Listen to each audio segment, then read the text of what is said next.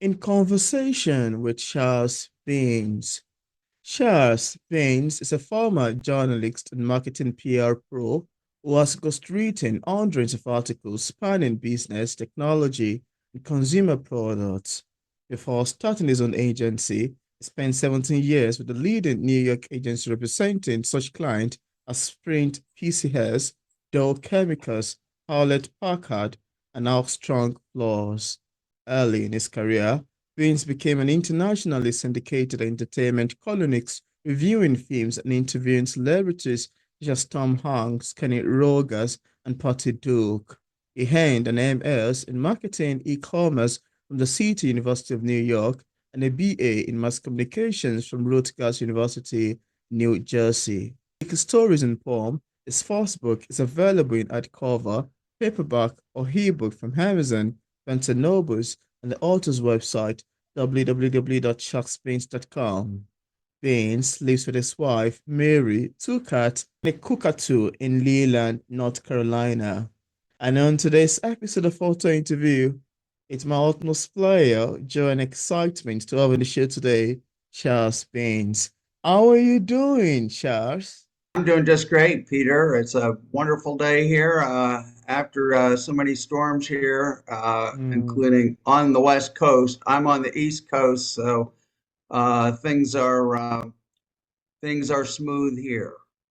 it's nice to have you, really, on the show. I'm quite excited. We're going to be having a lovely conversation around your beautiful works. Thanks for coming on. Thanks for having me. Yeah, yeah. So, Shaz, I'd love to say that I found the description page of your book, Quick Stories and Poems, backwards, forward, and upside down on Amazon to be quite captivating and compelling. And I would like you to, tell us what inspired the making of the book, what inspired Quick Stories and Poem, and how the book came about. Would you like to tell us about that? Sure. Well, Quirky Stories and Poems is a compilation of stories and poems that I Oh, started. One of them includes one that I wrote all the way back in high school. One included also included is one that I wrote during my college years. oh. Professionally, though, I was writing nonfiction and dealing with sometimes scientific subjects. Mm. Um, in my retirement here, I've uh, been able to do more creative writing, and I joined a writing group a couple of years ago. We write every week, and Oh, sometimes we started out writing like in 20-minute bursts and from a prompt, and then we would conjure a story. So wow. that's how it started. And the book includes some that I've written more recently, as well as earlier works, including some poetry. Mm. Oh, wow. That's quite amazing to know, really. That sounds like a lovely introduction into becoming an author. Sounds like a lovely introduction into becoming a writer. Thanks for sharing. Thank you. I do enjoy the craft. Yeah. And now for readers who haven't read the book yet, and of course, without giving much information away, could we have a sneak of what we'd expect in terms of themes and subject line, picking up quick stories and poems? Sure. Well, the the stories are it's across a wide spectrum of ideas and themes. Mm, Some stories are just purely humorous, other ones are more serious. Some of them are both. mm, I like to write some science fiction. There's a few science fiction stories in there, and science fiction stories are between the lines serious. So I try to have something serious even in my lighter stories. But some of them are childhood recollections and they're pure entertainment. oh wow, that's amazing. I'm not quite sure if you have a copy of the book. Do you have a copy of the book there with you? I do, Yeah, please show and to the camera. I could do it on a screenshot, but this is what the book looks like. This is the Beautiful. paperback Yeah. version. Yeah, There, that's yeah, a little better. beautiful. Oh, that's quite And amazing. a couple hundred pages. just shy of Oh, 200 pages. I love the And it cover design. includes, It's beautiful. yeah, and it includes a lot of cartoons. I don't know if you want to talk about that. Mm. Yeah, thank you so much. Thank you. And you saw the story behind the story is also quickie. Would you like to tell us more about what you mean by that? Quirky can mean different things in different contexts. Generally, it means something that's odd or out of the ordinary or serendipitous. Mm, And I try to take a different look at sometimes ordinary things and find some new aspect to it. mm, But there have been quirky things that have happened while I started writing the book.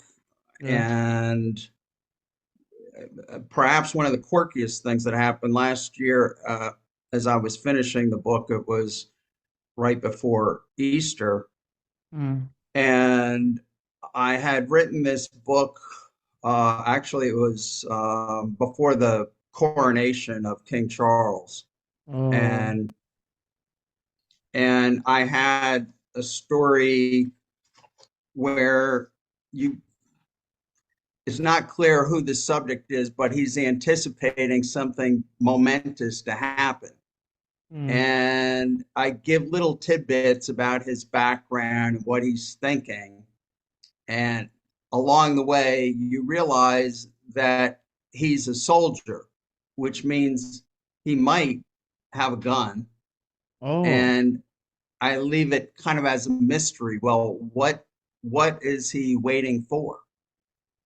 So I had this story written, mm, and about a week and a half after I wrote it, my wife and I were at a craft fair in Wilmington, and I had stopped by this booth because no one else was there and chatted with this guy for a few minutes behind the counter. mm. And a couple of women walked up to him and said, Travis, how was your trip to London? And he said, it was great.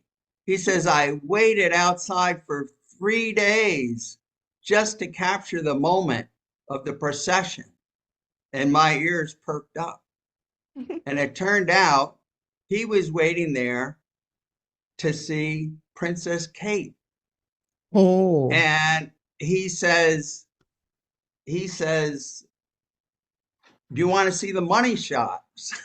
oh, wow, So he had a perfect picture of, he says she even looked at me when she went past. wow. So that was precisely what my story was about. Mm. Oh, wow. So That's that actually was something quirky that happened. absolutely. It's quite quick, really. Yeah. I love the description of it and the short story you've mentioned in there. Sounds very great. Thank you so much for sharing. Thank you. And I'd also like to ask you, Shaz, would you also love to tell us a bit about your profession as a former journalist and marketing PR? You also mentioned entertaining columnists for a feature syndicate, review movies, and interviewing TV stars. Could you tell us more about the people you interviewed and also a bit about your previous profession as a journalist? I hope you get my question, yeah? Right. Well, I did start out as a journalist. I worked for a county newspaper, Mm, and being trained as a journalist, I'll just say we were, I was of the school that you tried to be objective and tell both sides of the story, and the reader would kind of decide, what was real and what isn't. mm, Today, that is that there's only, it seems that there is only advocacy journalism, and all mm, journalism has become subjective, which leaves the reader um, perhaps only hearing one side of the story. Anyway, I mm. only mention that because as a journalist, things have changed. People should know things have changed. And if you don't change the channel, you might Mm, only see one side of the world. absolutely. So that was very early in my career. I had an opportunity to work for a newspaper syndicate. This company produced television listings, which were distributed across the US, Canada, and to about 7 or 8 different countries around the world. And Mm, along with the television listings, they would also produce 20 pages of feature articles. So I was hired in the um, features department, and I was able to interview a lot of television personalities, as wow. well as stuntmen and jingle writers. I mean, I even interviewed a guy who set himself on fire. That was his job. He's a Wow. stuntman. They put on all kinds of cooling gel beneath their clothes so they don't get scorched. Uh, Wow. but I but I did have an opportunity to go to some movie openings. I went to, I don't know whether you've ever heard of the movie Caddyshack, but it was some kind of a sensation when it uh, first hit the screen. And this is going back to the 70s. But Oh. Columbia Pictures had, to promote the movie, they had a big party out in New York at Rockefeller Center. It's a sunken area where they often have a skating rink. Um, but in Mm, the summer, it was all empty, and they had one side was all kinds of main entrees. I had chef slicing roast beef, and on the other side, I was like all desserts, including chocolate fountains, and mm, in between were all kinds of movie executives and celebrities and media wow. people. So I was one of the media people. But this movie starred Rodney Dangerfield and Chevy Chase, Ted Knight, and Harold Ramis, who Mm. also directed it. Oh, wow. That sounds like a lot you've got in there. That's a lot. Thank you so much for sharing. I enjoy you talking about it. I enjoy listening to the TV stars you've done so far. They're all quite Yeah, great, admirable, and quite fun. I Thanks could for sharing. I could tell you one other story because that was just about a film.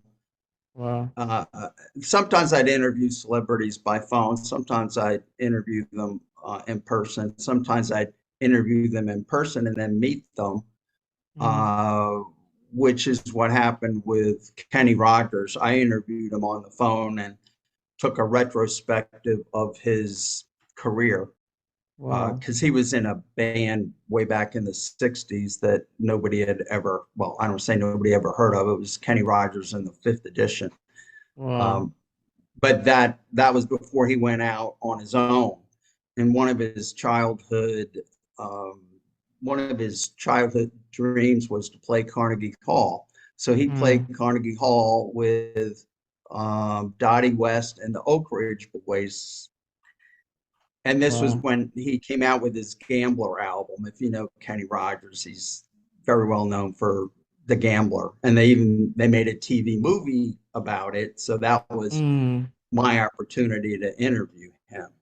wow. So That's I got to see the show, and then after the show, they had a separate party wow. uh, at the 21 Club. You would walk in the door, and all the guests would receive a check that had Oh, his face on $1 million. There's Kenny Rogers, and somebody would sign it in calligraphy, and you walk upstairs, and they had it all set up like a casino oh, going with the wow. gambler theme. That's So there's more to amazing. that story, but that was the gist of it. That's amazing. I love you talking about it. And I'd also like to ask you, how does timing figure into the way you structure quick stories and poems? Also, the end, you end the book with a longer story titled Stranded in Mysteries. Can you tell me about that as well? Well, there's a lot in there, so let me just kind of break it down Yeah. one at a time. I mean, I've always been interested in timing and persuasion professionally. And of Mm, course, it also has to do with the way all kinds of stories and films are structured with, anticipation or waiting for what happens. And as a reader, you're always kind of anticipating what the action is or might be. mm. Um, one of one of the stories I wrote about is less than 100 words, and Oh, I drew wow. a cartoon for this, which I'll show you in a minute. Uh, and you don't know exactly what's happening, but this guy is standing in a hospital hallway, Mm,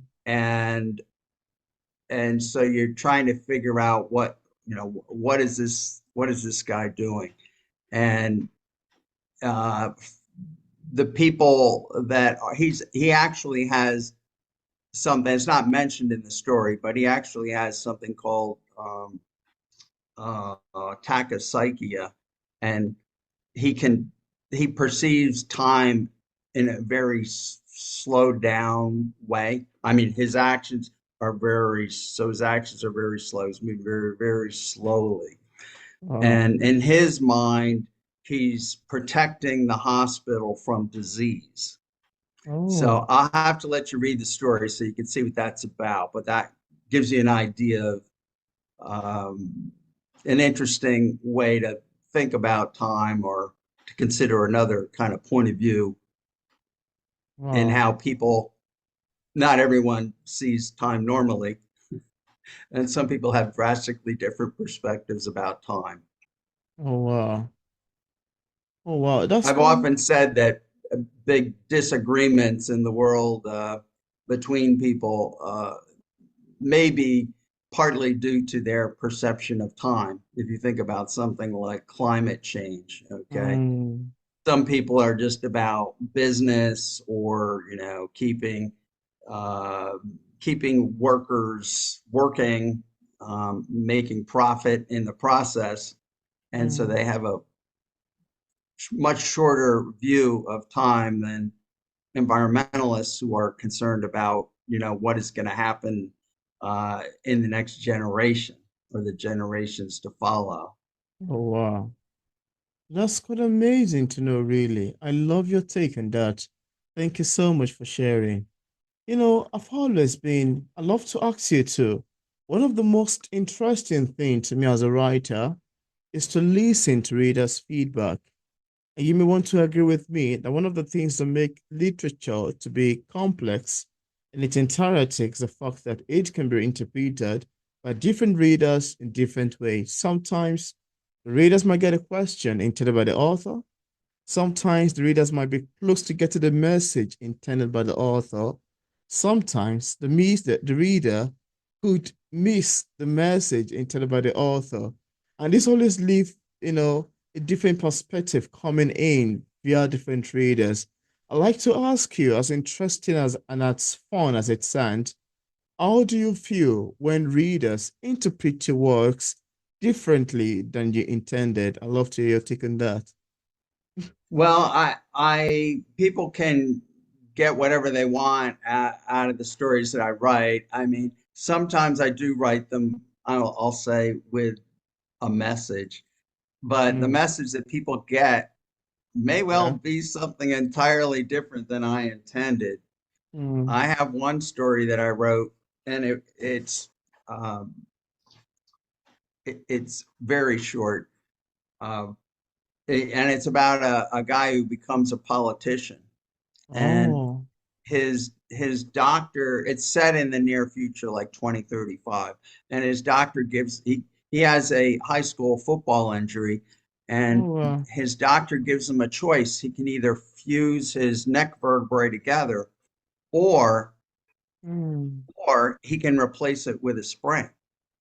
oh, wow, So he's kind of flexible, and so he gets a spring, wow, and then he goes on and he college, and he ends up working for a company that makes eggs. They like him because he can because he has that spring head, he can pick out the bad eggs. So he works in public relations, or no, actually in HR and human relations, so he can pick out the bad people. And Oh, wow. and then he develops a political career, and it goes on. So he ends up becoming president. Oh, As wow. it's a humorous story, and I wrote it with, I'll say one, I'll say with a particular kind of politician in mind, and I found out after I wrote it that people could interpret it in just the opposite way from a different candidate perspective. Hmm. So I think politics is important, but um, I try not to wear it on my sleeve. Wow. But again, people end up, hearing what they want to hear or seeing what they want to see. Hmm. That's So very true. they'll watch media that they agree with, and it's Yeah. healthy to watch media that you disagree with or just get exposed to another point of view. Yeah. It's nice to be right all the time, but very few people are right 100% of the time. Just don't Absolutely. tell anyone. I agree with you on that. And that's very true. And thank you so much for your lovely introduction and answer to that question. Now, apart from quick stories and poems, do you have any other works you've authored or say currently working on? Also, how do you handle criticism as a writer? Well, let's see. I am continuing to write mostly short stories. I do have, I'll say, I've had an idea for a novel that I may cut into Hmm. or two. But I'm continuing to compile my short stories and hope to publish another book, perhaps late August or Hmm. sometime in 2025. Wow. Oh, wow. That's quite amazing to know. Thank you. And So I hope what was that the goes second part well. of your question? Yeah, the second part of the question is how do you undo criticism as a writer? Well, I get some feedback from my writing group on a regular basis, and um, you have to people hear, they can hear stories differently, so you have Mm, to take it with a grain of salt. But um, most people like my stories or seem to enjoy them, mm, and the criticisms are usually light. wow. So So, it's all part of the process. Yeah, you have to have a little bit of a thick skin, I think, to be a writer in the oh, first place. that's interesting. Yeah, that's amazing. Thanks for sharing. And also, could you tell us what publishing is like for a published author like yourself? Are there any challenges you've encountered in the process of writing your book and also ever since it got published? Also, I like you now while answering this to show your cartoons, the ones you love to show to the audience. Okay, let's see. Well, first on the publishing question, if you're a new writer, Mm, uh, I think unless you are, Ernest Hemingway or, uh, you know, F. Scott Fitzgerald, you really need to self-publish just to get yourself out there. So that's what mm, I've done to promote myself. And writing the book may be the easiest part. Promoting it is another thing entirely. It's not, if you're a known author and you've sold hundreds of thousands of books, you'll have publishers, at your doorstep. But that's not most people's experience. So sometimes it takes longer to be discovered. Um, mm, but it helps if you have an agent too. I don't have one, I'll say yet, but you have to do some writing and be out there and create a presence for yourself, and things can grow from there. mm. Wow, that's amazing. Yeah. And I'd like you to show the cartoons. Okay, let me just Why showing them? I would love you to tell us about them to like a brief illustration. Why you show them yes. one after the other. Can I Now it just start works. now I can or see. all right.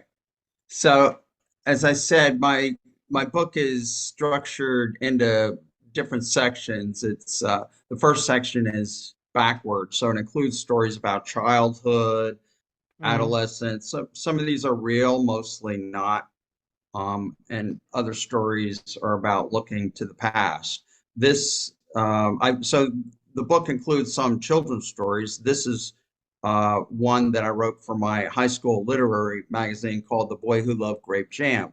So he mm. dreams of a bear, and the bear ends up chasing him through the woods.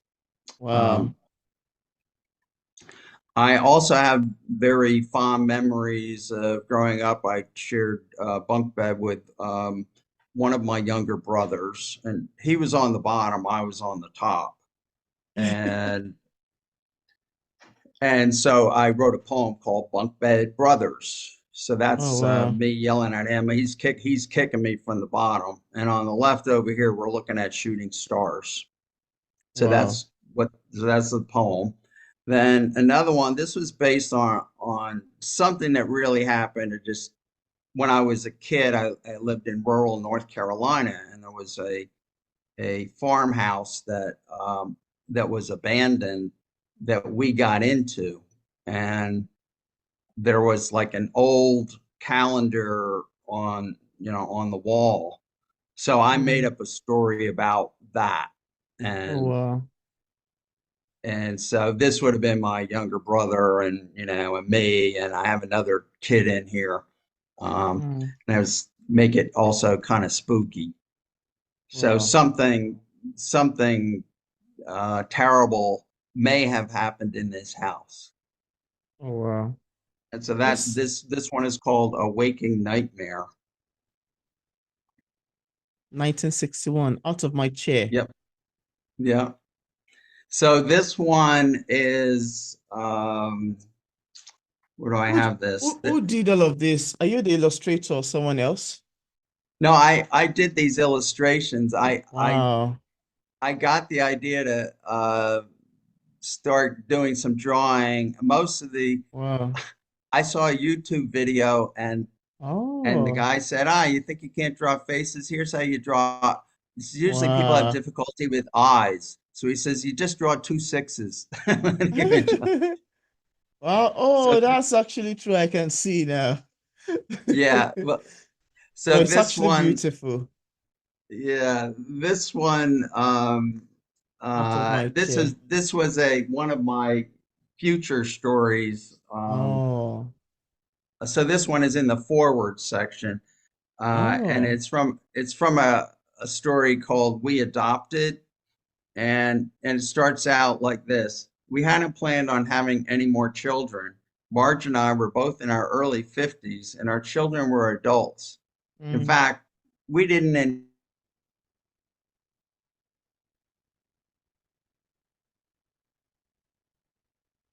Oh, wow. Okay, so did you hear that Yeah, I can. introduction, or should I read it again? No, I did hear that. I did hear that. You just Okay, continue. okay. So I follow the robot, from a dot into through adolescence in this family. It's just a very short story. Oh, So wow. that's another one. And this is the one that I mentioned before about the poly. I think I read you the introduction to this, right? Yeah, you did. So what I was saying was that this story follows this family adopts a robot. Really, it's just like a dot, Mm. and we follow it on through adolescence. Oh, That's wow. this story. So this is from the forward section of the book, which Oh, includes a couple of sci-fi stories. oh, This one is wow. also in the forward section, and this is about the politician with the spring head, and he ends up running on a platform of eggs for everyone. It's a Mm. square deal. He, yeah, he figures out a way to make the chickens lay square eggs. Oh wow.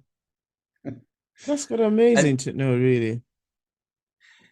and so this is the story that I mentioned about the guy in the hospital gown where he's protecting the hospital from disease. Mm. And the story is less than 100 words. Wow. And that's the book. Wow. Wow. Now, I don't know how to stop screen sharing. Yeah, I think you already did. Yeah. Yeah, you already did stop Oh, sharing. Thank you so much. oh, That was kind of okay. amazing, really. That was really amazing. Yeah, thanks for sharing. Before we wrap up, yeah, we're almost rounding up. Before we wrap up, do you have any other thing you would like to share with the viewers about your books that we did not mention in this interview and you'd love the viewers to know? Is there anything? Asked me before about the last story in the book is called Shrouded in Mystery. And it I wrote this from a prompt where it was about I wanted to write about a scientific discovery that could change the world. Oh, wow. And so the story focuses on the Shroud of Turin. Are you familiar with the Shroud of Turin? Nope. So um, the Shroud of Turin, it's a real thing, Turin. You can look it up. But I wanted to write something that was a twist between kind of like real life and fiction, with something that kind of emerged from this story. I don't want to spoil it, but the Shroud of Turin, it's a fine linen that is somehow imprinted with the blood of a man who has been crucified, and it's about 14 foot long. It's a full body image, and it shows both the front and the back of the man. And so this imprint renders the guy's face in detail, including blood marks that are consistent with the crown of thorns. It also shows wounds that are consistent with scourging and crucifixion. Mm, And that was, I will say, the way crucifixion was done during the first century. So in 1988, the Catholic yeah. Church permitted a sample of this shroud to be tested. And what they found was that the linen was not from the first century, but actually from the 13th century. Wow. So then people had to question, well, then, where did this come from, or what was this really about? But Mm, that wasn't the whole story. So it turns out that the sample that they tested was from just a corner of the shroud that had been in a fire during the 13th century, and that was repaired by the nuns. So oh, that left open this question of, well, what about this shroud? So my story talks about a team of, I'll call them wildcats, who wanted to do some further testing. And mm, so, given the church's position on the matter, they figured it was better to beg forgiveness than to ask for permission. mm, So that's kind of where it goes, and the story explores the intersection between science and religion. So the crew includes an Italian archbishop, a French physicist, and a world-renowned archaeologist. mm. So Oh, the funny thing, there was something really quirky that happened when this was a story I was writing before Easter, and I felt like compelled to finish the story. I didn't really know. I don't plot out all my stories. Sometimes I just kind of let the stories unfold, and I didn't interesting. know how to end the story. So Oh, I got wow. stuck. And so what I did was I did a little further research, Mm, and thanks to some serendipity, I call it a God incident, I came across some new evidence that really stunned me. So I had to weave it in, and it makes the story even more powerful. Oh, And it's a wow. fitting ending to my quirky book. Hmm. That's very interesting. I love your description of this, and it really sounds quite amazing, awesome, and lovely to me. Thank you so much for sharing. And now, just in case we have some viewers who are currently watching this interview, I would love to get a copy of your book. On what platform is it available on for purchase? It's on Amazon, it's on Barnes and Noble, or you can go to charlesbenz.com and purchase it there, either hard book, hardbound, paperback, or ebook. That's gr- charlesbenzbins.com. that's great. And I left a link in the discussion part of this interview where interested viewers can get a copy of Shout's Pink's books directly on Amazon, on his website, and also on other platform. I also left links to his social media pages for possible followings. So thank you so much, Charles, for accepting the invitation to be featured on P English Literature. I must say it's more than awesome and very great having this lovely conversation with you around your books. Thanks for coming on. Thank you very much, Peter, and I'll look forward to seeing the interview, the final interview, as you read Yeah. it.